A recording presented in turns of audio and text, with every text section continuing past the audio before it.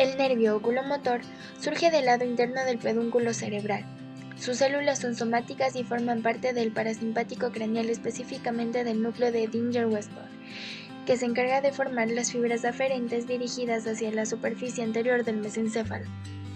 Pero se evalúa la apertura palpebral para descartar la existencia de una ptosis o de una parálisis del músculo elevador del párpado superior. Luego, mediante movimientos oculares se evalúa la simetría de los globos oculares.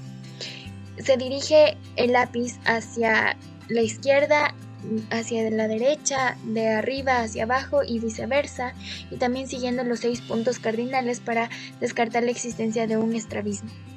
Luego la motilidad intrínseca, que se centra toda la atención en la pupila para controlar y evaluar la situación, forma, tamaño, contorno y simetría, conociendo que esta debe ser circular central y debe dilatarse y contraerse correctamente. Las principales manifestaciones clínicas es la ptosis palpebral, que se produce por la caída del párpado debido a la parálisis del músculo elevador del párpado superior, una pupila arrefléxica, se aprecia la parálisis sectorial del iris a nivel nasal, diplopia, que es la visión doble, u oftalmoplegia, que es la existencia de la parálisis en alguno de los músculos extraoculares. Es un nervio motor, sus fibras demandan de 2 núcleos situados en el piso del cuarto ventrículo, el núcleo principal y el accesorio. Además, las fibras recorren un trayecto intravulvar hacia adelante y también el surco preolivar de la médula oblongada. A su salida del cráneo, el nervio describe una curva que atraviesa el espacio laterofaríngeo, la región carotidea y la subioidea, en la cara lateral de la lengua, donde se inervan los músculos de esta. Mediante el trofismo y simetría de la lengua se le ordena a la paciente que abra la boca y se observa que las 2 mitades de la lengua sean iguales o simétricas, si no se trataría de una atrofia.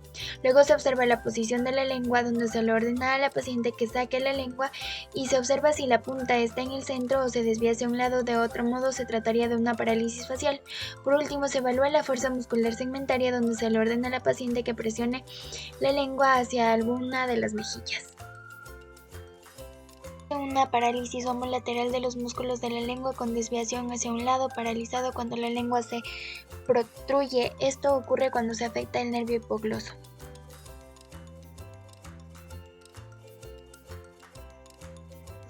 Es un nervio motor y sensorial, lo que lo hace mixto. La parte motora transmite señales que controlan las expresiones faciales y la parte sensorial transmite señales relacionadas con el gusto. La parte motora emerge del núcleo motor facial de la protuberancia y penetra en el hueso temporal petroso y sigue un trayecto curvo a través del conducto facial para inervar los músculos faciales del cuero cabelludo. Esta porción termina en el cuello. En la parte temporal se divide en 5 ramas: cigomática, bucal, mandibular y cervical. La parte sensorial lleva las señales sensoriales especiales de la porción anterior de las papilas gustativas de la lengua y señales propioceptivas de los músculos de la cara y del cuello cabelludo. Se une con la cuerda del tímpano y los nervios petrosos superficiales mayores que forman el ganglio genicular. Desde allí las fibras llevan señales a la protuberancia y a la corteza gustativa.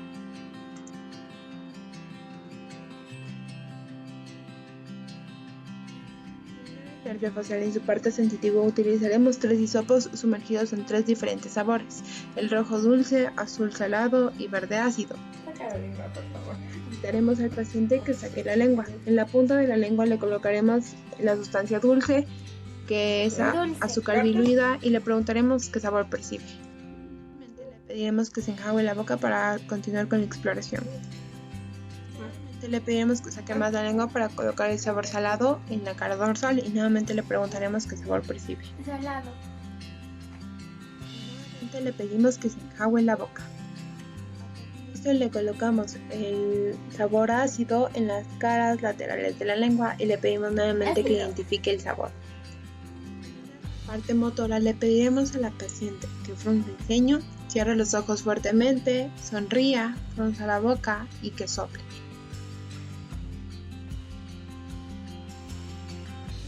Patológicos del nervio facial: dependen de la patología o del área afectada. En este caso, para la parálisis facial, es la caída de los músculos faciales del mismo lado del nervio, afectando la dificultad en la expresión facial. Esto depende de qué clase o tipo de parálisis facial se presenta.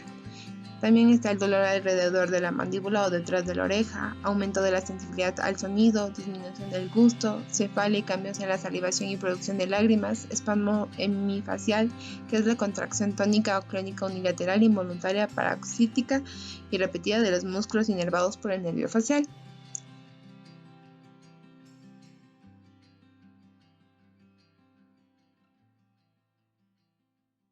El nervio trigémino es un nervio motor y sensorial, lo que lo hace mixto. Sus fibras motoras surgen de un núcleo en la protuberancia y sus fibras sensoriales terminan en el ganglio trigémino. Cada nervio trigémino se divide en 3 ramas principales: la rama oftálmica, la rama maxilar y la rama mandibular. El nervio trigémino, vamos a estimular la córnea del paciente con un hisopo, observando el reflejo de parpadeo. Posteriormente vamos a explorar la función sensitiva de la rama oftálmica y de la rama maxilar con un cepillo de exploración. Primero vamos a estimular la cara por encima de las cejas y posteriormente vamos a estimular ambos lados de la cara, a los lados de la nariz de forma comparativa para ver si la paciente percibe el estímulo. En la exploración mandibular le vamos a pedir al paciente que haga una presión para generar resistencia en la parte de la mandíbula y vamos a palpar los músculos mandibulares. Para la exploración del maceterino, que se encarga de la contracción del músculo macetero, le vamos a pedir al paciente que tenga la boca entreabierta y vamos a colocar el dedo índice transversalmente contra la mandíbula. Posteriormente vamos a dar pequeños golpes con el martillo de reflejos. Los signos patológicos que puede presentar el nervio trigémino pueden ser anestesia, dolor o quemazón en las regiones inervadas por cada una de las ramas, ausencia del reflejo corneal, debilidad de los músculos masticadores y puede conducir a otitis serosa media por difusión de la trompa de Eustaquio. El nervio olfatorio primer par craneal es un nervio con función sensitiva que se encarga de dar la sensibilidad del olfato. Este nervio tiene la característica de que, a diferencia de otras estructuras nerviosas, este pasa directamente a la corteza olfatoria en el lóbulo temporal del cerebro. Para evaluar este nervio vamos a utilizar 2 sustancias diferentes que tengan olores claros, puede ser café, canela, vainilla, por lo que al momento de evaluar al paciente, este va a ocluir una fosa nasal y también cerrar los ojos e identificar la sustancia que yo le acerco a la fosa nasal abierta. De la misma forma, con la otra sustancia vamos a examinar el otro lado, entonces podemos decir que si la persona logra identificar qué olores son, se diría que todo está correcto. Las alteraciones del olfato son frecuentemente halladas en pacientes con lesión traumática cerebral.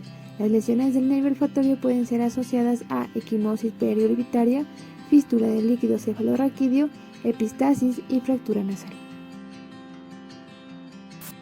El nervio espinal es un nervio mixto que transporta señales motoras, sensoriales y autonómicas entre la médula espinal y el cuerpo.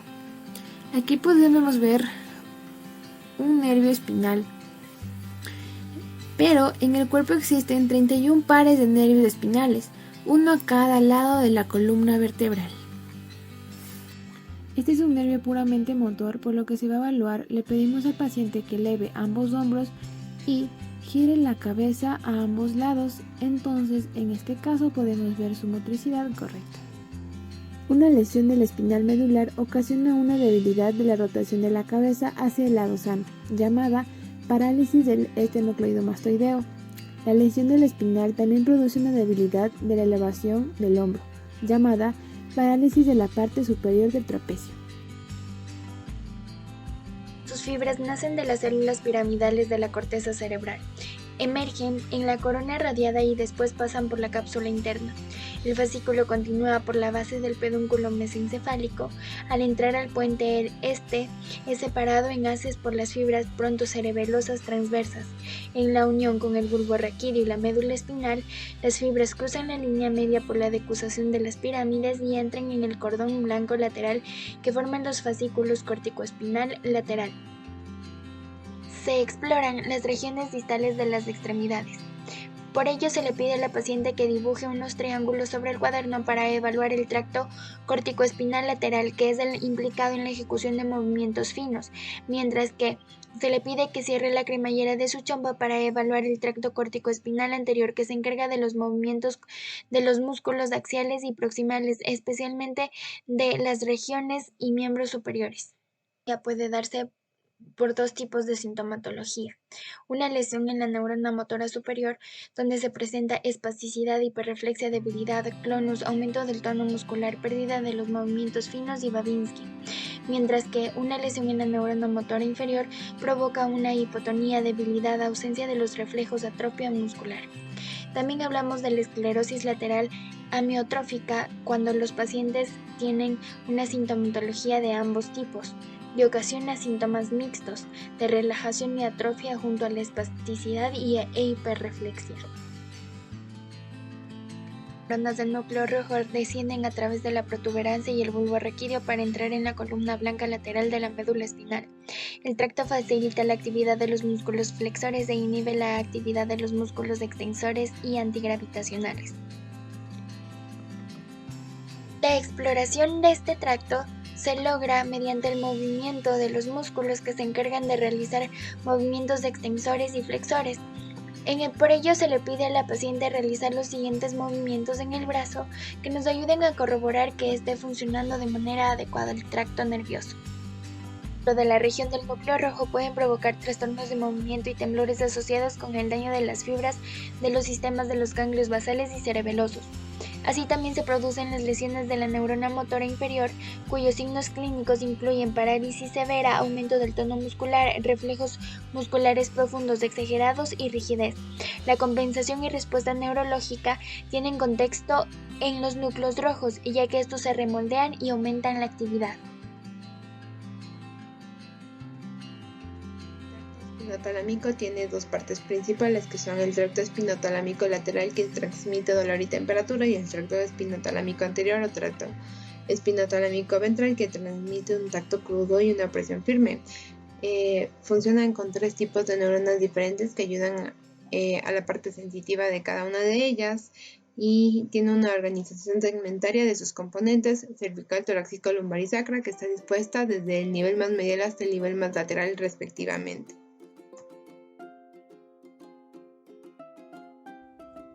Exploración del tracto espinotalámico anterior, le vamos a pedir al paciente que cierre los ojos y posteriormente vamos a tocar suavemente la piel del paciente, y en cada toque vamos a pedir una confirmación. En este caso vamos a tocar en diferentes nervios cutáneos a modo de comparación. Que tanto el tracto espinotalámico anterior y el tracto espinotalámico lateral son dos partes divididas del mismo tracto, continuaremos con la exploración del tracto espinotalámico lateral.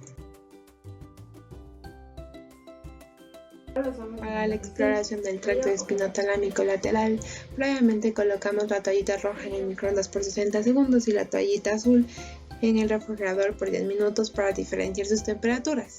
Para la exploración le pedimos al paciente que cierre los ojos y tocamos suavemente la piel del paciente esperando una confirmación de la temperatura que llega a percibir, tocando en diferentes nervios cutáneos a modo de comparación.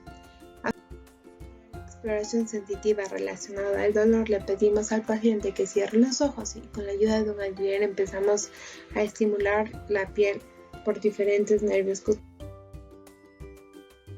que se pueden llegar a presentar por la lesión en el tracto espinotalámico. Provocarán una sintomatología contralateral por debajo del nivel de la lesión. El tracto espinotalámico anterior vehicula la sensibilidad contralateral táctil grosera y la presión, y el anterior está relacionado con el tacto crudo, por lo que se presentará una insensibilidad en los nervios presentes como en los nervios cutáneos del cuerpo. El tracto espinotalámico tiene dos partes principales, que son el tracto espinotalámico lateral, que transmite dolor y temperatura, y el tracto espinotalámico anterior o tracto espinotalámico ventral, que transmite un tacto crudo y una presión firme. Funcionan con tres tipos de neuronas diferentes que ayudan a la parte sensitiva de cada una de ellas, y tiene una organización segmentaria de sus componentes: cervical, torácico, lumbar y sacra, que está dispuesta desde el nivel más medial hasta el nivel más lateral respectivamente.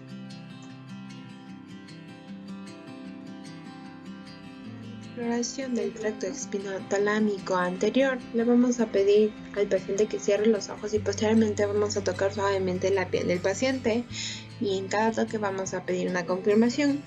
En este caso vamos a tocar en diferentes nervios cutáneos a modo de comparación. Debido a que tanto el tracto espinotalámico anterior y el tracto espinotalámico lateral son dos partes divididas del mismo tracto, continuaremos con la exploración del tracto espinotalámico lateral.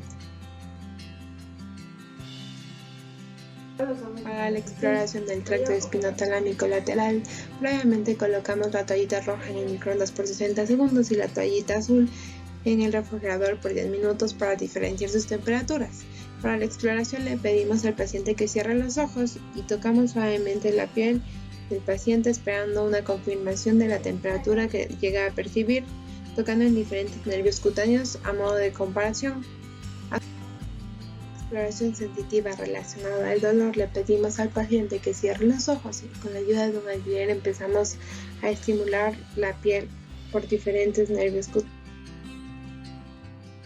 que se pueden llegar a presentar por la lesión en el tracto espinotalámico, provocarán sintomatología contralateral por debajo del nivel de la lesión. El tracto espinotalámico anterior vehicula la sensibilidad contralateral táctil grosera y la presión, y el anterior está relacionado con el tacto crudo, por lo que se presentará una insensibilidad en los nervios presentes como en los nervios cutáneos del cuerpo. El tracto tectoespinal se origina en los folículos superiores ubicados en el dorso del mesencéfalo. Se proyecta inferiormente a las porciones cervical y torácica superior de la médula espinal. El tracto tectoespinal recibe estímulos auditivos de la vía auditiva e impulsos visuales que vienen desde la retina y de los centros de asociación córtico-visual.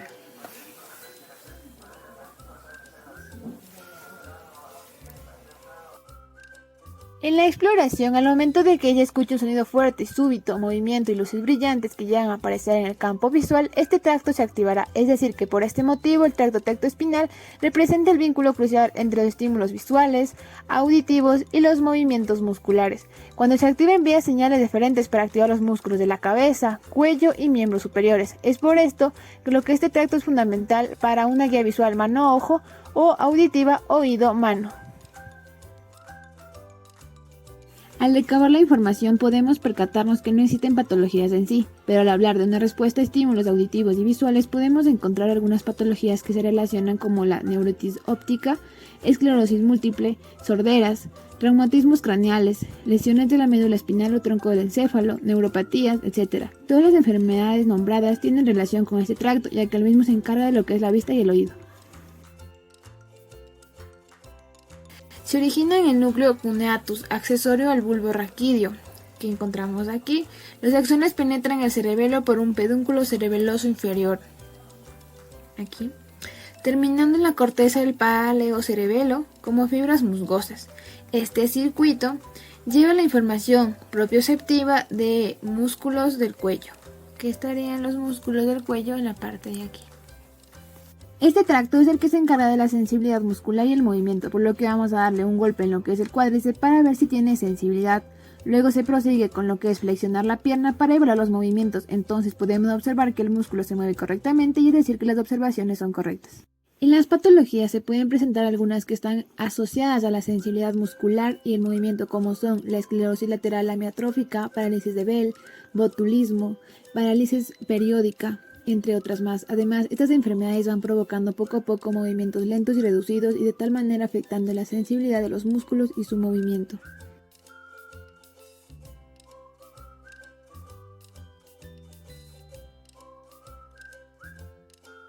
La vía aferente discurre por el nervio vago que provoca los movimientos antiperistálticos en el estómago y por otro, los nervios raquídeos que actúan sobre la prensa abdominal.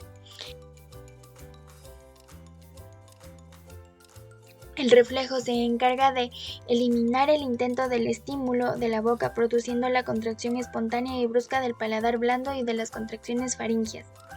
Las lesiones que se pueden producir se deben a daños en el 9º y 10º par craneal, también un efecto secundario de un accidente cerebrovascular.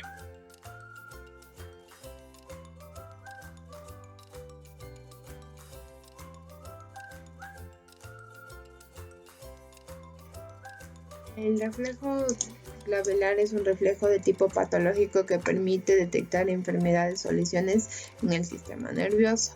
Este se produce cuando la neurona sensitiva conduce un impulso hacia el neurotransmisor. En este caso se involucra el nervio trigémino ubicado en la protuberancia del tronco encefálico y dependiendo de la zona en la que se estimule, en este caso la rama oftálmica de Gasser, funcionará de acuerdo a las neuronas aferentes o eferentes. Todas las conexiones deben estar funcionando correctamente para que pueda suceder el reflejo, si no la sinapsis no se podría dar adecuadamente. Por ende, la neurona aferente de este reflejo pertenece al nervio facial y es la encargada de mandar la señal al músculo para que éste se mueva. Y también hay que tener en cuenta que la neurona eferente del nervio facial también interviene en este reflejo, por lo que el reflejo en la zona glabelar es de origen trigémino facial. Para la exploración de este reflejo repercutiremos en la región del entrecejo con el índice o el martillo de reflejos. Al tantear en este sector con el golpeo de la forma descrita anteriormente, lo que estamos haciendo es estimular la rama oftálmica B1 del ganglio de Gasser, el cual está enlazado con el nervio trigémino. El cierre de párpados ocurre en las primeras repercusiones y luego desaparece. La respuesta se considera positiva si hay parpadeo consistente después de 9 golpes.